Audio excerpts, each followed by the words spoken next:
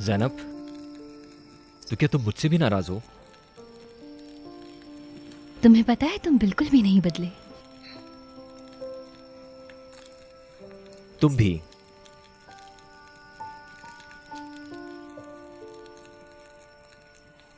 क्या अब भी तुम बचपन की बातों पर नाराज हो? हाँ, तुम सब कसूरवार हो। मुझ पर भी एतबार नहीं है तुम्हें? वैसे तुम्हारी मर्जी, तुम कुछ भी सोच सकती हो, लेकिन हम लोग बेकसूर हैं। मैं, सुल्तान, मेरा बाप, हम सब। और मेरे वो 10 साल, अगर मैं यहां से नहीं जाती तो इतना मुश्किल नहीं था, मगर वो बहुत मुश्किल साल थे सलमान। मैं समझ सकता हूं ज़ैनब, बचपन के वो दिन याद आते हैं। बहुत ज्यादा।